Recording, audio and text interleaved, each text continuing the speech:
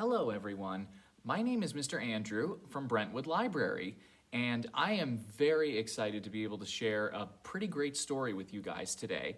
And the reason why I wanted to share this story with you guys is because there's a pretty cool event that's coming up in a couple of days here. It's called an eclipse, and an eclipse happens whenever the moon goes in front of the sun and it looks like the sun is being covered by this big black circle. And it's a pretty cool thing that I hope a lot of you guys get the chance to see. So, my story today is about a whole bunch of animals who also experience an eclipse. It's called Someone is Eating the Sun. It's a pretty great story, so let's take a look here. So we start with this little disclaimer right here that says, the animals in this story look at the sun, but that is something you must never do. If you do look directly at the sun, you may permanently damage your eyes. So you got to be careful about that. So this is Someone is Eating the Sun by Ruth A. Sonneborn and illustrated by Eric Gurney. One day, Hen was pecking around, picking up corn, when it began to grow darker. "That's strange," said Hen. "There's not a cloud in the sky. Why is it getting darker?" When she looked up, she saw something stranger still. A bite-sized piece of the sun was missing. "Goodness gracious!" cried Hen.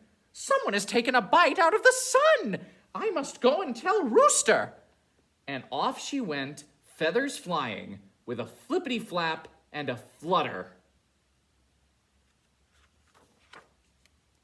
Rooster was standing on a fence, crowing as loud as he could. "Rooster! Rooster!" called Hen. "Something terrible is going on." "Don't bother me about it," said Rooster. "Can't you see I'm practicing? If I stop to talk to everyone who comes by, I'll never be ready for tomorrow's sunrise." "Well, you can stop practicing right now," said Hen. "There isn't going to be a sunrise tomorrow. Look up there." "Cock-a-doodle-doo!" crowed Rooster. "What's happening to the sun?" "Someone is eating it," said Hen. "We must go warn Duck." And off they went, legs scurrying, feathers flying, with a flippity-flap and a flutter. Duck was swimming in the pond. "Duck! Duck!" said Hen. "Something dreadful is going on." "Don't bother me now," said Duck. "Can't you see I'm busy swimming? This is the only way I can keep cool on a hot day."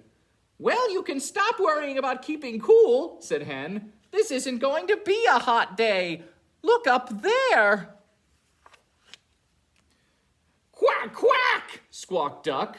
"What's happening to the sun?" "Someone is eating it," said Hen. "We must go warn Pig." See, look at that. There's a little bit more there.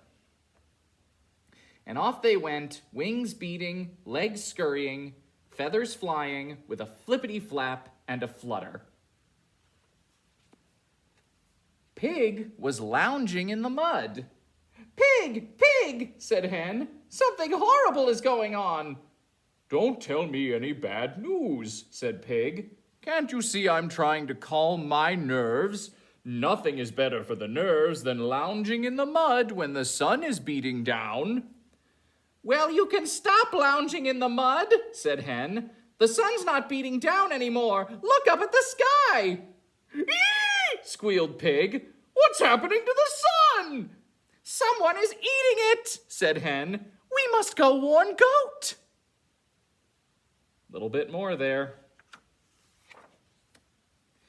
And off they went, feet pounding, wings beating, legs scurrying, feathers flying, with a flippity-flap and a flutter.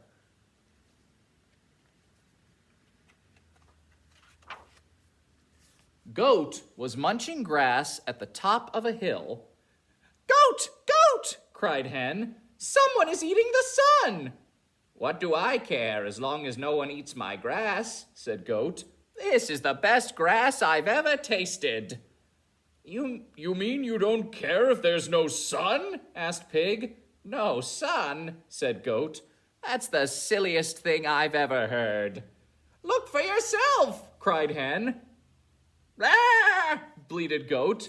"The sun's half gone! That's the worst thing I've ever seen! Blah! Blah!"